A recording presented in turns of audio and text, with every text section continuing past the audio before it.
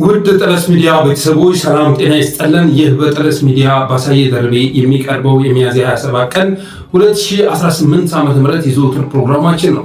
በዛሬው ፕሮግራማችን በርካታ መረጃዎችንና ወቅታዊ ጉዳዮችን ወደ እናንተ የምናደርስ ይሆናል። ስለዚህ ጠለስ ሚዲያን ሰብስክራይብ በማድረግ እስከ ፕሮግራማችን ፍጻሜ ድረስ አብራችሁ ትቆዩ ዘንድ በአክብሮት ጋብዘን በቀጥታ ወደ ዕለቱ ፕሮግራም እናልፋለን።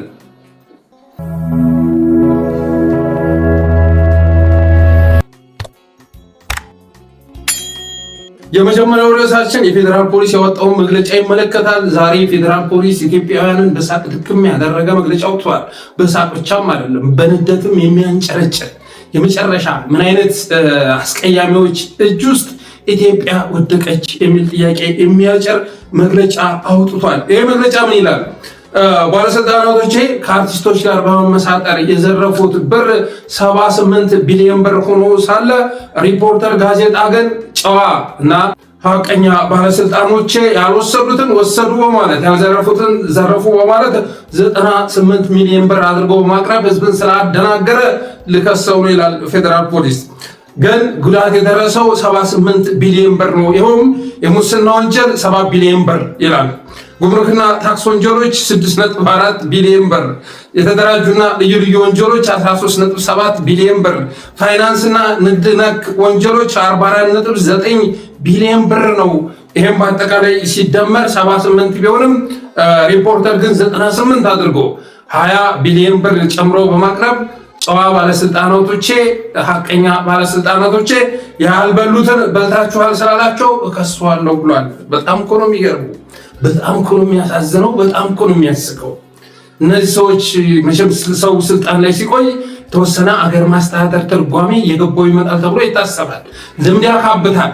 መጀመሪያ አካባቢ ዘረፍ ያደርግና ከዛ ይስተካከላል፣ መረጋጋት ይጀምራል፣ አገርንም ማረጋጋት ይጀምራል። እነዚህ እያደሩ ጥሬ እያደሩ እንጭጭ እያደሩ ጮርቃ የሆኑ ሰዎች በየቀኑ የመጡ ሚዲያ ላይ የሚያስተላልፉን ነገር አስቂ መሆኑ ቀጥሏል። አስቂኝ ሆኖ ቀጥሏል እና ዛሬ ፌዴራል ፖሊስ ያወጣው መግለጫ ይሄን ይመስላል። ይሄንን ስታነቡ በኢትዮጵያ ተስፋ ለመቁረጥ አትችሉም። ፌዴራል ፖሊስ የሚባለው የሌቦች ስብስብ ያበሳጨው 78 ቢሊዮን ብር መዘረፉ አይደለም ያበሳጨው። ያበሳጨው 78ቱ 98 ተብሎ በጋዜጣ መታተሙ። ከዚህ በላይ የሀገር ውድቀት፣ ከዚህ በላይ የሀገር መንኮታኮትን የሚያሳይ ክስተት መቼም ይኖራል ብዬ አላስብም። ለነገሩ እና አጠቃላይ እኮ ሌቦች መሆናቸውን ከዚህ በፊት አብይ አህመድ ነግሮናል። ሙሰኞችን እንዋጋለን ብለን ያልን ጊዜ እሳት ሆነ፣ አገር ምድሩ ተቀጣጠለ በማለት እኮ አብይ አህመድ ሲናገር ነበር። ታስታውሱ ከሆነ ዓመት ገደማ ነው ሌብነትን እንታገል ብለን ኮሚቴ ያልነው። ከዛ በኋላ እኮ እሳት ነው የሆነው። እሳት ሌብነት ማለት አካውንት ሊበረበር ነው፣ መሬት ሊበረበር ነው፣ በሚስት በልጅ ባጎት ሊበረበር ነው። ይሄ ደግሞ ብዙ ሰው ይነካል። ከዚህ ሳንጣ የጀመረው ጦርነቱ ቀጠለ፣ እስካሁን እንደምታዩት ነው። እኛም ብዙ ሞከርን፣ ብዙ ያዝን፣ ብዙ አሰርን፣ አልጨረስነውም። የጠቅላይ ሚኒስትሩ ንግግር በሌላ አማርኛ ሲገለጽ ስርዓቱ የተመሰረተው በሌቦች ላይ ነው እንደማለት ነው የሚቆጠረው። ሙሰኞችን እንዋጋለን ብለን ስንናገር አገር ምድሩን እሳት አደረጉት፣ ተንቀጠቀጠ ስርዓቱ ነው የሚላችሁ፣ ተንቀጠቀጠ። ምክንያቱም ከጠቅላይ ሚኒስትር አንስቶ ሁሉም እነ ደመላሽ ገብረ ሚካኤል ሳይቀሩ በሙስና የተጨማለቁ ናቸው። ማን ማንን ያስረዋል? ማን ማንን ይጠይቃል? ስለዚህ እነ ደመላሽ ገብረ ሚካኤል ባለስልጣኖቻቸውን በመጠየቅ ፈንታ እነሱ የሚጠየቁበትን ዘገባ ያወጣውን ሪፖርተር ጋዜጣ ቢጠይቁ የሚፈረድባቸው አይሆንም። በሌቦች ሀገር ውስጥ የሚጠየቀው ሀቀኛ ነው ወይ ደግሞ ሌቦችን የታገለ ነው። ስለዚህ ሪፖርተር በእርግጠኝነት መልስ ይኖረዋል ብዬ አስባለሁ። 98 ቢሊዮን ያደረገበት ምክንያት ይኖራል ብዬ አስባለሁ። እስካሁን ባለው ሁኔታ ፌዴራል ፖሊስ ያወጣው ነገር የለም። ይሁንና ግን 98 ተብሎ ቢዘገብም አንድ አገር እናስተዳድራለን የሚል አገር እንጠብቃለን የሚል የፌዴራል ፖሊስ መውጣት ያለበት መግለጫ ወይም ደግሞ ሊያበሳጨው የሚገባው ጉዳይ 78 ቢሊዮን ብር መዘረፉ እንጂ 78ቱ 98 ተብሎ መዘገቡ አልነበረም። ይሁንና ዝርፊያውን የፈጸሙት እነማን ናቸው ብለው ስታጣሩ የምታገኙት እነ ደመላሽ ገብረ ሚካኤልን በመሆኑ የተነሳ ሪፖርተር ጋዜጣን እንከስፋለን ብለዋል።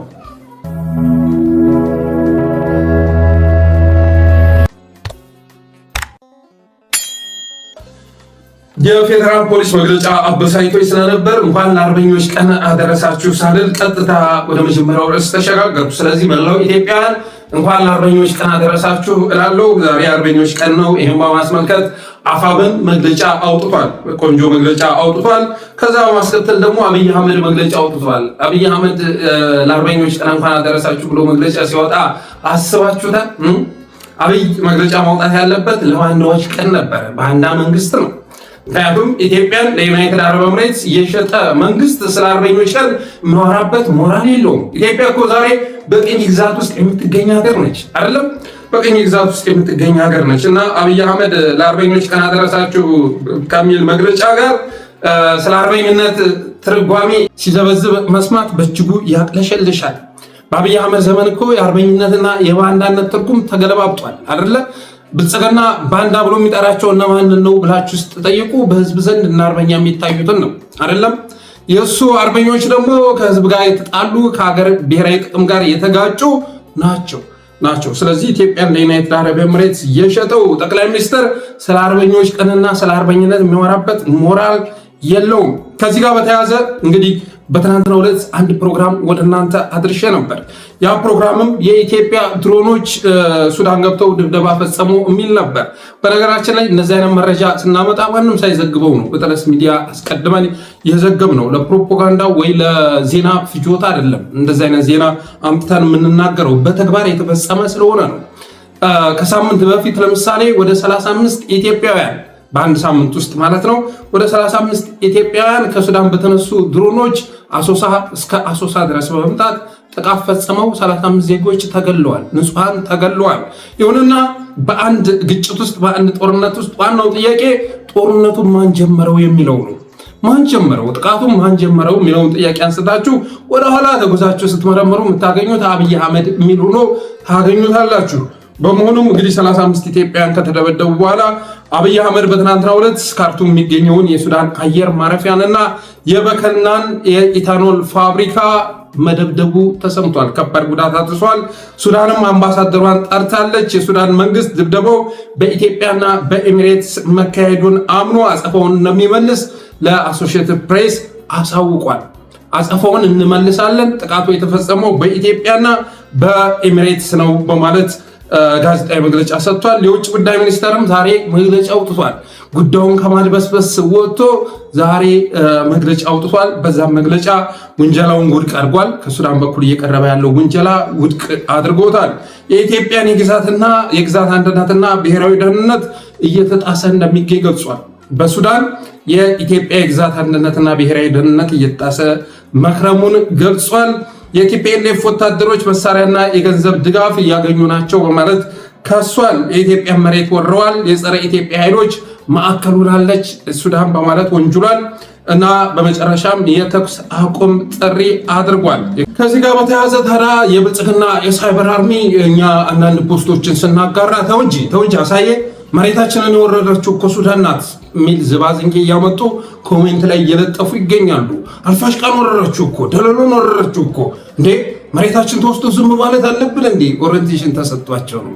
ኦሪንቴሽን ይህንማ ስንሰራበት ከረምን እኮ። አልፋሽቃ ደለሎ እንዴት እንደተወሰደ በተደጋጋሚ ፕሮግራም ሰርተናል። ይህንንም የጠለስ ሚዲያ ቤተሰቦች እንደምታስታውሱት አንጠራጠርም። ያኔ ከትግራይ ጋር ወደ ጦርነት በተገባበት ሰዓት ላይ አብይ አህመድ የአልፋሽካ ደለሎን መሬት ለዩናይትድ አረብ ኤምሬትስ በ5 ቢሊዮን ዶላር ይሸጠዋል። በ5 ቢሊዮን ዶላር ይሸጠዋል። ከዛ ከአልቡርሃን ጋር ይነጋገርና ይህንን መሬት መተህ ወረህ ከዛ በኋላ ለዩናይትድ አረብ ኤምሬትስ ትሰጥልኛለህ በማለት አልቡርሃን ጋር ይዋዋላል። ቀጥታ ለዩናይትድ አረብ ኤምሬትስ መሸጥ ስለማይችል መስጠት ስለማይችል አብይ አህመድ አልቡርሃን ጋር ይነጋገራል።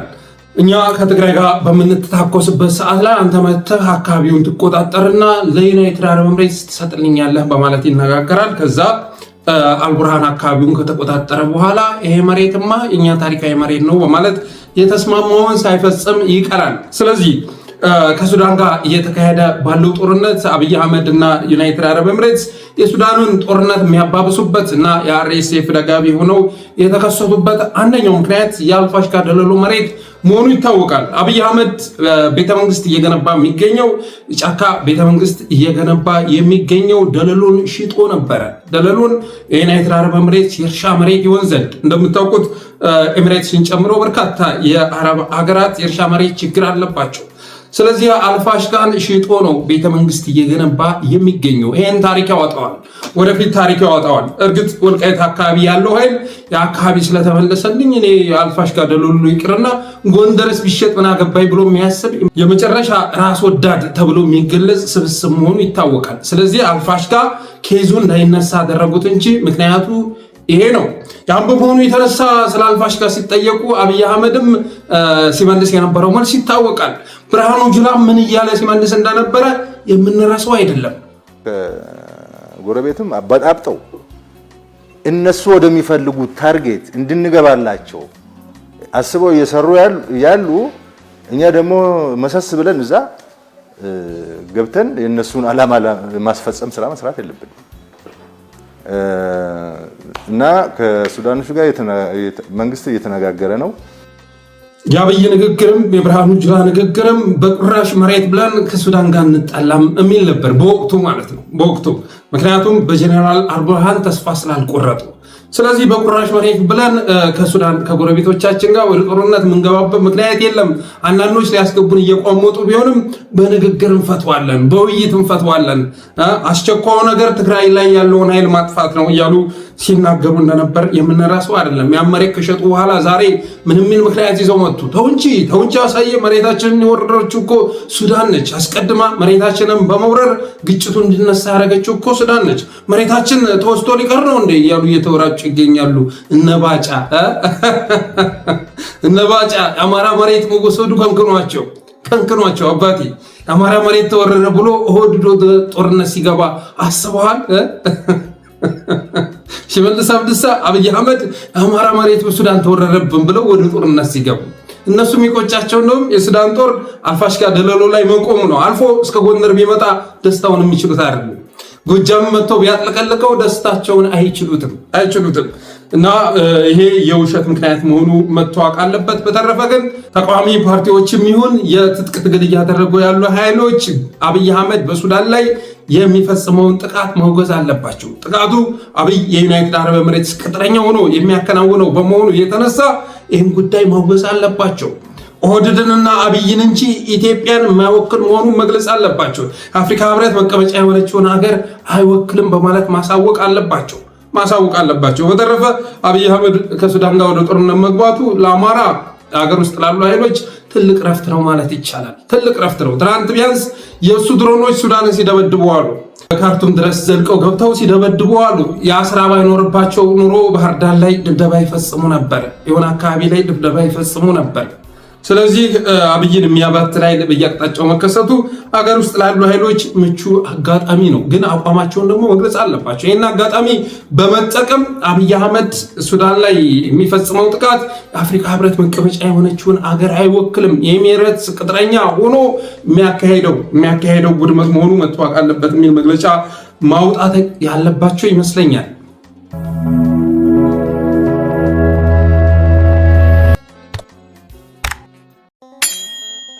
ሌላው በመቀሌ የትግራይ ምክር ቤት ስብሰባ እንግዲህ ዛሬ መጠራቱ ይታወሳል። አብይ አህመድ ይህን ስብሰባ ለማሰናከል ጀት በመቀሌ ሰማይ ላይ ሲያገለባብጥ ማርፈዱ ታውቋል። በመቀሌ ሰማይ ላይ የጀት ትርኢት በማሳየት የማስፈራሪያ ስራ ሲሰራ እንደነበር ተሰምቷል። ዓላማው ደግሞ ስብሰባው እንዳይካሄድ ማድረግ ነበር። ይሁንና ስብሰባው መካሄዱን የደብረ ጽዮን የፕሬዝዳንትነት ስልጣን መጽደቁን ሰምተናል። የአብይ አህመድ ተላላኪዎች ተወግደዋል። ጊዜያዊ መንግስት በሚል ስያሜ ሲጠራ የነበረው ጊዜያዊ አስተዳደር በሚል ስያሜ ሲጠራ የነበረው የአብይ አህመድ ተላላኪ ቡድን አሁን ላይ ትግራይ ላይ ቦታ የለውም። ፕሬዝዳንቱም ታደሰ ወረደ፣ በነገራችን ላይ ታደሰ ወረደን አለማድነቅ አይቻልም። በመግለጫ እየወጣ የተወሰነ ሲቆጣ ሲያስፈራራ ቢታይም በተጨባጭ ግን የፕሬዝዳንት ለውጥ ሊደረግ መታቀዱን እንደሚደግፉ የሚያሳዩ ነገሮች አሉ። ስለዚህ በታደሰ ወረደ ምትክ ደብረጽዮን መተካቱን የደረሰ መረጃ ያመለክታል። አብይ የጣሊያን መርዝ ጣይ ቆርቆሮዎችን በሚያስታውስ መልኩ የአዶልፍ ፓርለሳክን መጽሐፍ አንባችሁታል። የሀበሻ ጀብዱ የሚለውን መጽሐፍ ካነበባችሁት ማለት ነው። እና ዛሬ በአርበኞች ቀን አብይ አህመድ የጣሊያንን መርዝ ጣይ ቆርቆሮዎችን የሚያስታውሱ አውሮፕላኖችን ወደ ሰሜን በመላክ ትርኢት ሲያሳይ የነበረ ቢሆንም ደብረጽዮን ወደ ስልጣን መምጣቱ ተሰምቷል። ስብሰባውን መካሄዱ ተሰምቷል። የአብይ አህመድ ተላላኪዎች ከትግራይ ምድር ላይ ተጠራርገዋል። በቀጣይ አማራ ምድር ላይ ምን ታስቧል ብለን መጠየቅ እንወዳለን። ወንድሞቻችን እርስ በርስ ከመካሰስ ወጥተው አንዱ ስልጣን አንኛው ለመንጠቅ ከመጓተት ወጥተው መቼ ነው ያረጋ ከበደን ስልጣን የሚመኙት? መቼ ነው ተመስገን ጥሩነህን ስለማስወገድ የሚመኙት ብለን መጠየቅ እንወዳለን። መቼ ነው ባህር ዳር ላይ ያሉ ወንበሮች የሚናፍቋችሁ? መቼ ነው 4 ኪሎ የሚናፍቃችሁ ብለን መጠየቅ እንወዳለን። ዘመነ ካሴን አርበኛ ዘመነ ካሴን ማስወገድ፣ አርበኛ አስረስን እንደዚህ ማድረግ፣ እከሌም መሻር እከሌም መሾም እርስ በርስ ማለት ነው። ከዛ አይነት አስተሳሰብ ወጣችሁ መቼ ነው አረጋ ከበደን ስለማስወገድ የምታስቡት? መቼ ነው ብለን መጠየቅ እንወዳለን። እና አብዱ ሁሴንን ስለማስወገድ የምታስቡት? እናገኘው ተሻገረን ስለማስወገድ የምታስቡት?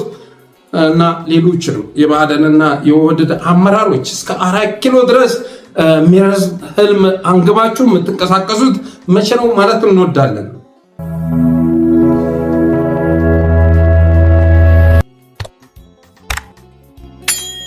ሌላው በትናንትናው ርዕሳችን የአዲስ አበባ ሚዲያ ካውንስል የሚባል ድርጅት የነጋ ልጅ ይዞ የመምጣ ከመሆኑ ጋር ተያይዞ አንድ ፕሮግራም ሰርተን ነበር። አንዳንዶቻችሁ ተው እንጂ አሳየ ይሄ ነገር መልካም ነው የሚል አስተያየት ሰጥታችኋል። አንዳንዶቻችሁ ማለት ነው። ስለ አዲስ አበባ የሚሟገቅ ከሆነ ተዋቸው ይታገሉ፣ ምን ችግር አለው በማለት አስተያየት ሰጥታችኋል። እኔም ለአዲስ አበባ የሚሟገት ኃይል ያስፈልጋል፣ ለአዲስ አበባ የሚታገል ኃይል ያስፈልጋል እያልኩ ቅስቀሳ ሳደርግ መክረሜን የምትዘነጉት አይደለም። መቼ ነው የአዲስ አበባ ሚዲያ የሚመሰረተው? መቼ ነው የአዲስ አበባ አክቲቪስት የሚባል የምናየው? መቼ ነው የአዲስ አበባ የመብት ተሟጋች በሚል ስያሜ አዲስ አበባ ልጆች የሚመጡት እያልኩ ስጠይቅ ነበር። የምትዘነጉት አይደለም። ከዚህ ውጭ ግን በብዙ ቦታዎች ላይ ተፈትኖ የከሸፈው የነጋ ልጅ ግን የትኛውንም ድርጅት ይዞ መምጣት አይችልም። የነጋ ልጅ የትኛውንም ድርጅት ይዞ መምጣት አይችልም። እስካሁን ድረስ ያመጣቸውን በሙሉ በክሽፈትና በእጅ መስጠት አጠናቋል። እነዚህ ሁሉ የምታዋቸው በነጋ ልጅ ተመስርተው ያለ ስኬት የተጠናቀቁ ናቸው። እንደ ድርጅት ስትመጣ ባለአደራው ባልደራስ፣ የአማራ ህዝባዊ ግንባር፣ የአማራ ህዝባዊ ሰራዊት፣ የአማራ ፋኖ ህዝባዊ ድርጅት፣ እነዚህ ሁሉ በነጋ ልጅ ሲመሩ የነበሩ ድርጅቶች ናቸው። ኢትዮጲስ፣ አስኳል፣ ሳተናው፣ ምኒልክ ጋዜጣ፣ ወንጭፍ፣ ሰናይ ቲቪ፣ ኢትዮጲስቱ፣ ምኒልክ ቲቪ፣ ጣና ቲቪ የመሳሰሉትም የእሱ ሚዲያዎች ነበሩ። ይህ ሰውዬ ግን ለመጀመር እንጂ ለመጨረስ የታደለ አይደለም። የሆነ ሰዓት ላይ ህዝብን ዋጋ ያስከፍላል፣ የሆነ ሰዓት ላይ ራሱ ዋጋ ይከፍላል። እስር ቤት ገብቶ 6 ዓመቱን 5 ዓመቱን አባክኖ ሲወጣ ታውታላችሁ። ያለ አንዳች ስትራቴጂ ዘፍ ብሎ የሚገባ በመሆኑ የተነሳ ከጀርባ ያሰለፍኩት ኃይል ዓላማዬን ለማሳካት ያስችለኛል አያስችለኝም ብሎ ሳይጠይቅ የሚገባ ጉድ በመሆኑ የተነሳ ሁሌ በክሽፈትና በከንቱ መስዋዕትነት ጊዜውን ሲያጠፋ እንደነበር የምትዘነጉት አይደለም። ባላደራው ብሎ መጥቶ የአዲስ አበባን ህዝብ መደብደቢያ ዱላ ነው ላገዛዙ ያቀበለው።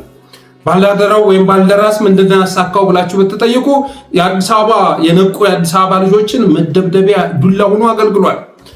የባልደራስ ደጋፊ የተባሉ እንዲሳደዱ አድርጓቸዋል። መጨረሻ ላይ ከባልደራስ ለቀው ትግል ውስጥ ሲገባ ግምገማ እንኳን አላካሄደም። ድርጅቱን እንኳን የማስረከብ ስራ አልሰራም። ዘው ብሎ ነው ጥሎት ለሆኑ ኃይሎች አስረከቡ የወጣው ማለት ነው።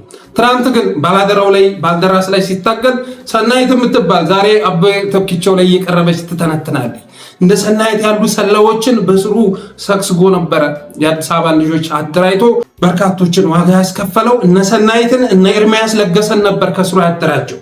ትናንት አፋር ብሎ ሲመጣ ትናንትና ማንን ይዞ መጣ? ስኳድን ይዞ መጣ፣ ብአዴንን ይዞ መጣ፣ አማርኛ ተናጋሪ ጸረ አማራን ይዞ መጣ።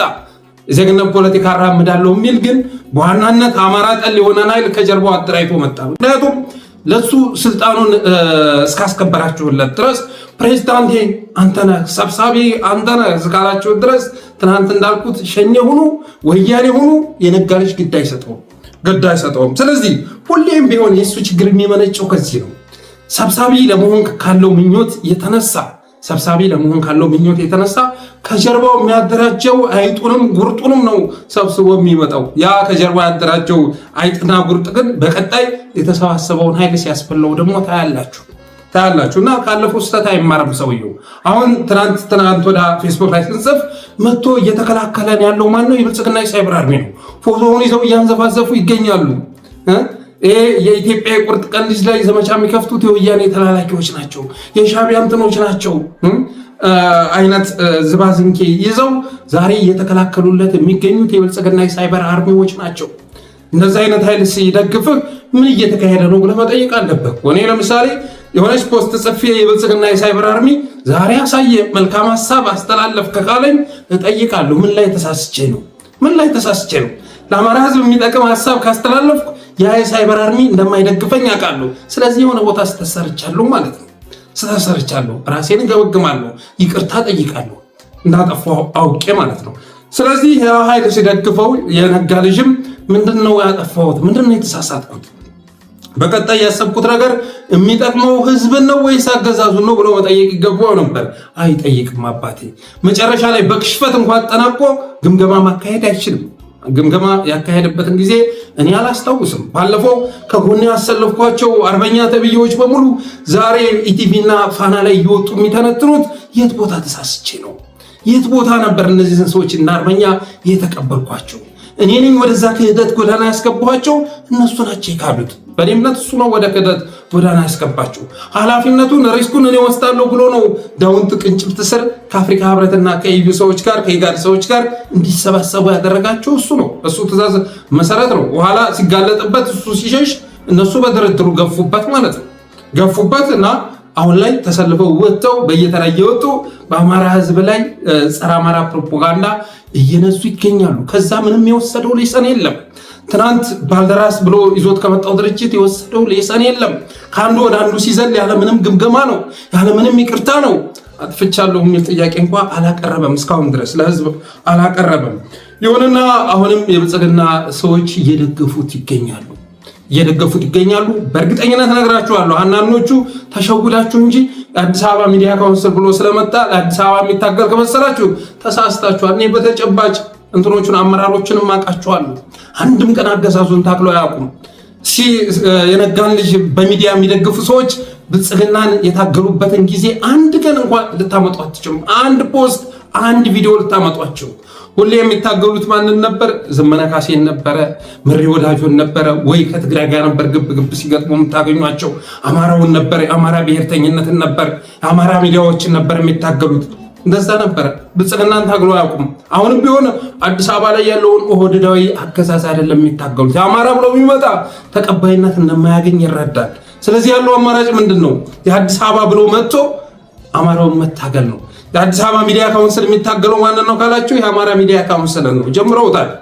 ትችታቸውንና ዘለፋቸውን ጀምረዋል። ስለዚህ የሚታገሉት የአማራ ብሔርተኝነትን ነው፣ አፋብንን ነው፣ አማራውን ነው የሚታገሉት።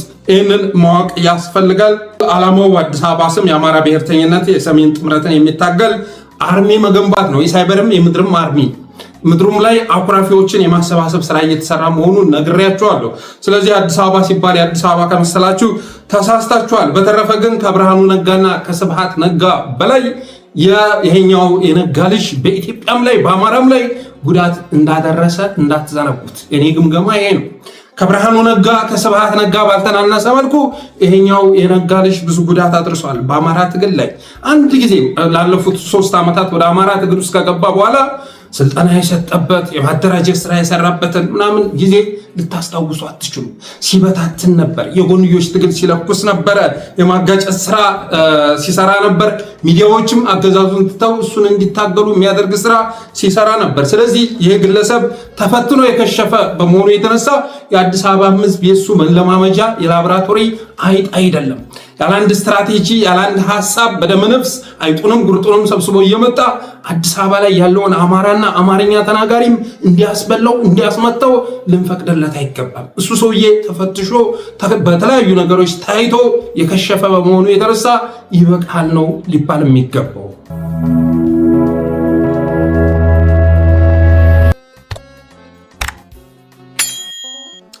ሌላው እንግዲህ የነዳጅ ጭማሪን ይመለከታል። የኢትዮጵያን ህዝብ እንደ ህዝብ ሳይሆን እንደ ባሪያ የሚመለከተው አገዛዝ በትናንትናው ዕለትም ከ20 እስከ 25 ብር የነዳጅ ጭማሪ አድርጓል። በነገራችን ላይ ኦህዴድ የኢትዮጵያን ህዝብ እንደ ህዝብ አይደለም የሚመለከተው፣ እንደ ባሪያ እንደ ጭሰኛ ነው የሚመለከተው። የትናንቱ ጭማሪ ይስተካከላል ተብሎ ሲታሰብ ሌላ ምንም አታመጡም በሚል አስተሳሰብ ሌላ ጭማሪ በትናንትናው ዕለት ተካሂዷል። ያ እየሆነ ባለበት ሰዓት ላይ ግን ህዝቡ የሚያወራው ስለምንድን ነው ካላችሁ ስለ ባምቢና ስለ እሸቱ ነው። ጌታዬ አዲስ አበባ ህዝብ የኢትዮጵያ ህዝብ አጀንዳው ማን ነው? እሸቱ ነው። እሸቱና ስለ ባምቢ ነው እየተወያየ የሚገኘው። በእርግጥ የኢትዮጵያ ህዝብ ፈርዶበት ወይም ሰይጣን አሳስቶት የሆነ ጭማሪ ሲያደርግ ለምን ብሎ ከጠየቀ ሌላ መቅሰፍት ይመጣበታል። ይህንን አገዛዝ አይታችሁ ከሆነ የሆነ ጥፋት ፈጽሞ የሆነ ነገር ህዝብን የሚያስቆጣ ነገር ፈጽሞ ህዝብ አጸፋ መስጠት ከጀመረ ያንን አጀንዳ ለመቀልበስ ሌላ አይነት ሴራ ሲጠነስስ ታገኙታላችሁ። አጀንዳ ለመቀልበስ ወይ የሆነ ቦታ ላይ ጭፍጨፋ እንዲካሄድ ያደርጋል፣ ወይ የሆነ ቦታ አጀንዳው እንዳይበርት የሚያደርግ ጥፋት እንዲፈጸም ያደርጋል። እና እኔ እፈራለሁ የሆነ ነገር ውሳኔ ተወስኖ ሶሻል ሚዲያ ላይ ጫጫታ ሲከሰት አገዛዙ ይህን ጫጫታ ለማስቆም ወይ ወደ ሌላ አቅጣጫ ዳይቨርት ለማድረግ ምን ጥፋት ይፈጽም ይሆን እያልኩ በትኩረት ነው የምከታተለው። ሁሌም ደግሞ እነዛ ማድረጉ የሚካድ ጉዳይ አይደለም። ሌላው የኢትዮጵያ ህዝብ የራሱን ድምፅ ከማጥፋቱም በላይ የራሱን ድምፅ ከማዋጡም በላይ ድምፆቹን እያስበላ ይገኛል። ሊናገር ቀርቶ የሚናገሩለትን ብቻቸውን እያስቀረና እየገበረ ነው። ትናንት ዲደብሊው በአገዛዙ የታሰሩ የቴሌ አፍሮ ባልደረቦችና የቅርብ ሰዎች ቁጥር 7 መድረሳቸውን ዘግቦ ስለነበር እኛም ይህንን ፖስት አጋርተን ነበር። የሚገርማችሁ ነገር ያንን ፖስት አጋርቼ 300 ሰው ላይክ አላደረገውም። ላይክ ምንድነው ካላችሁ የህዝብን ሪያክሽን የሚያሳይ ነው። ላይክ እና ኮሜንት የህዝብን ቁጣ ያሳያል፣ የህዝብን ፊድባክ ያሳያልና የአርቲስቱ የስራ ባልደረቦችና የተለያዩ የማጋሮቹ 7 ደርሰዋል የታሰሩ ቁጥር ብለን ስንለጥፍ መቶ ላይክ ያደረገው 300 ሰው አይሞላም። ምክንያቱም የኢትዮጵያ ህዝብ ስልቹ ማለት ነው። አገዛዙም ይህን ስለተረዳ አጀንዳ በላው ላይ እየረበረበ እያለማመደ የማለማመድ ስራ ይሰራና መጨረሻ ላይ ማድረግ ያለበትን ያደርጋል። አብይ አህመድ እርካብና መንበር በሚል መጽሐፉ በሬ ሆይ ሳሩን እንጂ ገደሉን መቻየ ብሎ እንደጻፈው መጨረሻ ላይ ሳር እያመጣ እየረበረበ ሲያሳያችሁ ይቆይና ገደል ውስጥ ይከታችኋል። እያደረገ ያለው ይህንን ነው እና እስካሁን ድረስ የታሰሩ የአርቲስቱ የስራ ባልደረቦች ቤተሰቦች ቁጥር 7 መድረሱ ብዙ ነገር ያሳያል። አርቲስቱን ብቻውን የማስቀረት ብቻውን ቤት ውስጥ አስቀምጦ የማስጨነቅ ነገር ያስሩትም ይችላሉ። ለምሳሌ የሆነ አጀንዳ ትናንት ነዳጅ የሚል ጉዳይ አምጥቷል አይደል? የጫጫታ ቢበራከት ኖሮ አርቲስቱን እስር ቤት አስገብቶ አቴንሽን ዳይቨርት የማድረግ ስራ ሲሰራ ታውታላችሁ። እና የማለማመድም ስራ ይሁን አሁን ራሱ አርቲስቱን እየቀጣበት ያለው መንገድ ቀላል አይደለም። ቤቱ ቁጭ አድርጎ ቶርች እያደረገው ነው። ጓደኞቹን በየቀኑ እየለቃቀመ ብቻውን የመነጠል ስራ እየሰራ መሆኑ መታወቅ አለበት። የኢትዮጵያ ህዝብ ግን እናልኳችሁ ከነዳጅ ጭማሪውን በላይ ከቴሌ አፍሮ ጓደኞች መታሰርም በላይ የትናንትናው ርዕስ የመሰጠው ርዕስ ስለ ባምቢና እሸቱ የሚወራው ወሬ ነው የመሰጠው። በነገራችን ላይ እሸቱ ላይ ዘመቻ የከፈቱ ሰዎች 3 አይነት ናቸው። አንዳንዶቹ የእሸቱ ንግግር ተገቢ አይደለም ብለው የሚያምኑ ናቸው። በዛች ንግግር ላይ ተመስርተው አስተያየት የሚሰጡ ናቸው። ሁለተኞቹ ደግሞ የእሸቱ ስግብግብነት፣ የእሸቱ ገንዘብ ወዳድነት፣ ሀብት ባገኘ ቁጥር ሌላ ለመሰብሰብ ያለውን ጥማት የተመለከቱና የአስተሳሰቡ ያልተመቻቸው ሰዎች ናቸው። ሶስተኛው ረድፍ ላይ የተቀመጡት ደግሞ በዶንኪ ኪድስ በመሳሰሉ ቻናላት ላይ የሚያቀርባቸው ነገሮች የሚያበሳጫቸው ናቸው። ስለ ቅዳሴ ኦርቶዶክሳዊ የሆኑ ነገሮችን ምናምን ሲያቀርብ ስላዩ ይሄ ነገር እኮ ልናጠፋው የምንፈልገው ነው ይሄ ልጅ እያስፋፋ የሚገኘው የሚል ቅያሜ የያዙ ናቸው የሚል አመለካከት አለኝ። በነገራችን ላይ ፌዴራል ፖሊስ አርቲስቶቹ መታሰራቸውን አምኗል። የ14 ቀን ቀጠሮም እንደተጠየቀባቸው ገልጾ ጉዳዩ በህግ የተያዘ ስለሆነ በዚህ ላይ ማብራሪያ አልሰጥም ማለቱ ተሰምቷል። ከዚህ በፊት ቲክቫህ ያወጣው መረጃ ታስታውሳላችሁ። ግን በትናንትናው ዕለት የአርቲስቱ የስራ ባልደረቦች መታሰራቸውን ፌዴራል ፖሊስ አምኗል። ወደ ተነሳንበት ርዕስ ስንመለስ ከ2 ቀን በፊት 98 ቢሊዮን ብር መዘረፉን የነገረን አገዛዝ የ20 ብር የነዳጅ ጭማሪ አድርጓል። ህዝብ ባሪያ ነው ብሎ የሚያምን በመሆኑ የተነሳ ቀንበሩን አክብዶታል እና ደግሞ ሲስተም ዘርግቶ ካዳየ በኋላ ራበኝ ብለህ ወደ አደባባይ ስትወጣ ከነ ልጅህ እየጓፈፈ እስር ቤት ያስገባል። እኒህን የምታዋቸውን አራስ እናቶች ከየመንገዱ ላይ እየለቃቀሙ የማሰር ስራ እየተሰራ ይገኛል። ትናንት ቤት ውስጥ ያለህን የዕለት ጉርስ ነጥቆ ካደየ ካረቆተ በኋላ ለልመና ስትወጣ ደግሞ በዚህ ልክ እየጓፈፈ በተለያዩ የማጎሪያ ጣቢያዎች እያስገባ ይገኛል። ከተማያን አቆሸሻችሁ፣ የሽብር ድርጊት ልትፈጽሙ ነው የተላካችሁት በሚል ምክንያት ለቃቅሞ እያሰረ መሆኑን የደረሰ መረጃ ያመለክታል። ሌላው መረጃ ለሴት ባለስልጣናትና ለባለስልጣናት ሚስቶች ውበት መጠበቂያ 1.2 ቢሊዮን ብር መመደቡን ሰምተናል። ሰምታችኋል አይደል? ለሴት ባለስልጣናትና ለባለስልጣናት ሚስቶች ውበት መጠበቂያ 1.2 ቢሊዮን ብር በጀት መያዙን ሰምተናል። የባለስልጣናት ሚስቶችም ትልልቅ ኢቨንት ላይ ሲገኙ እኛ በደሞዛችን የሚፈልጉትን ጸጉር ማሟላት አልቻልንም፣ ትልልቅ ዝግጅቶች ላይ ሲቀርቡ የሚቀቡትን ሽቶ ልንገዛ አልቻልንም፣ ስለዚህ በጀት ሊመደብልን ይገባል ብለው መጠየቃቸው የተነሳ ከባለስልጣናት ባለፈ የባለስልጣናት ሚስቶች ውበት መጠበቂያን በጀት እንደተመደበላቸው ተሰምቷል። እና አዳነች አቤቤ የሚያደርጉት ጸጉር አንዱ በ300 ሺህ የሚገዛ መሆኑም ተሰምቷል። ይህም በመንግስት በጀት የሚገዛ መሆኑን የደረሰ መረጃ ያመለክታል። አንድ ጸጉር እስከ 300 ሺህ ብር ድረስ እንደሚገዛ ሰምተናል። እነዚህን የውበት ዕቃዎች የምታቀርበው ደግሞ የዳንኤል ክብረት ሚስት መሆኗን የጠለስ ምንጮች ገልጸዋል። ዳንኤል ክብረት አማካሪ ሆኖ ቤተ መንግስት የተቀመጠው ሰውዬ ሚስቱን ነጋዴ አድርጎ ይህን 1.2 ቢሊዮን ብር ጨረታ አሸንፎ ደግሞ የውበት መጠበቂያ ቁሳቁሶችን የሚያቀርበው የዳንኤል ክብረት ሚስት መሆኗን የደረሰ መረጃ ያመለክታል።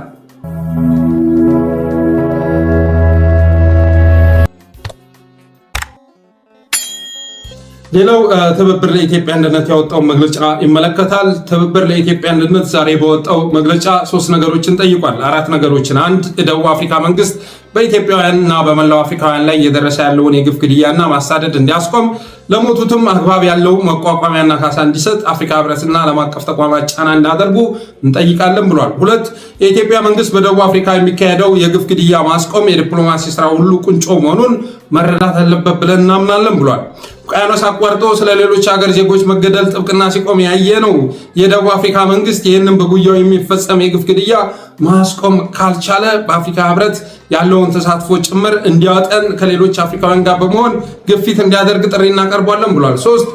ኢትዮጵያ ከሳውዲ አረቢያ ጋር ያላትን ታሪካዊ ግንኙነት የኢትዮጵያን ውለታ በማውሳት መንግስት በመታረጃው ቄራ ቆመው የሞት አፋፍ ላይ ያሉ ኢትዮጵያውያንን እንዲታደግና ጣልቃ ገብቶ የሞት ፍርዱ ወደ እስራት እንዲቀየር ብሎም በሀገራቸው እንዲዳኙ አስፈላጊው ዲፕሎማሲያዊ ጥረት ሁሉ እንዲያደርግ እናሳስባለን ብሏል።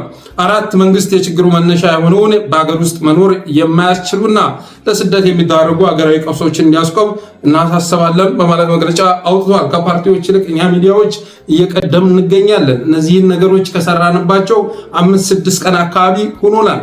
በሳውዲ አረቢያም በደቡብ አፍሪካም እየተከሰተ ያለውን ጉዳይ የሚገርማችሁ ነገር እስካሁን ድረስ ደቡብ አፍሪካ ላይ ከተገደሉት ኢትዮጵያውያን ይልቅ ጃዊ ላይ በትናንትናው ዕለት ተጨፍጭፈው ከትናንት ወዲያ ተጨፍጭፈው በሸንኮራ አገዳ ማሳ ውስጥ የተቃጠሉ ኢትዮጵያውያን ቁጥር ይበልጣል።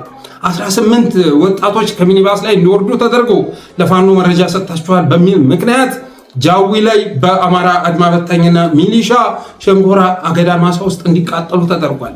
ትልቁ ደግሞ ግድያ የተፈጸመው በዛ ብቻ እንዳይመስላችሁ። ያን ግድያ ከፈጸሙ በኋላ ጥቃቱ የተፈጸመው በፋኖ ነው የሚል ማብራሪያ በትናንትናው ዕለት ሲሰጡ ነበር። ፋኖ ወጣቶችን የሚገልበት ምን ምክንያት ሊኖር ይችላል? ምን ምክንያት ሊኖር ይችላል? ግፋቢል ነው ወደ ትግል ግቡ ሊል ይችላል እንጂ እንዴት ነው እንደዛ ላይ ያደርግ የሚችለው? ምን ምክንያት አለ? እውነቱ ግን የባዕዳን አድማ በታኝና ሚሊሻ እነዚህን ወጣቶች ከገደለ በኋላ በሸንኮራ አገዳ ማሳ ውስጥ እንዳቃጠላቸው አረጋግጠናል። እና ደቡብ አፍሪካ ከተፈጸሙ በላይ በኢትዮጵያ የሚፈጸመው ግፍ ይዘገንናል። እንደዚህ አይነት ጥቃት ደቡብ አፍሪካ ላይ ተከስቷል አይመስለኝም። እና ትብብሩም ቢሆን ይህን መንግስት እንደ መንግስት አሁንም እየቆጠረ ትልልቅ ኃላፊነቶችን ሲሰጥ መስማቱ በእጅጉ ያስገርማል። በእጅጉ ማለት ተስፋ መቁረጣቸውን ነው ማሳየት ያለባቸው። አሁንም ተስፋ የሚደረግበት እንደዚህ አይነት ዓለም አቀፍ ግንኙነት ላይ ድርሻ እንዳለው አካል በመቁጠር ኃላፊነት እንደሚሰማው አካል በመቁጠር እንደዚህ አይነት ትልልቅ ኃላፊነቶችን እንደዚህ አገዛዝ መስጠት ተገቢ ነው ብለን አናስብም።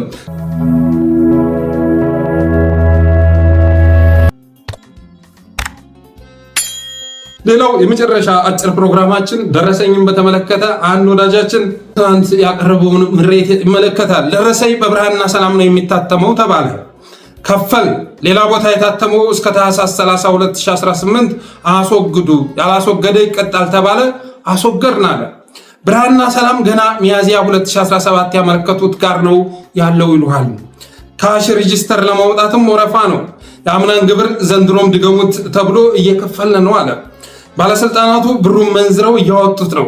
ደረሰኝ ስለሌለ ቢሮ መቀመጥም ችግር ሆኗል አለ። እንደ ድሮ ውጭና ሳትም ብለን ስንጠይቅ አይቻልም። ብርሃንና ሰላም ይታተምልን አይቻልም። አለመስራትም አይቻልም። ቢሮ መግባት አይቻልም። ቢሮ መዝጋት አይቻልም። ማትረፍም አይቻልም። መክሰር አይቻልም። ድርጅት መዝጋት አይቻልም። እንሰደድ አይቻልም። እሺ ምን እናድርግ? እሱም አይቻልም አለ።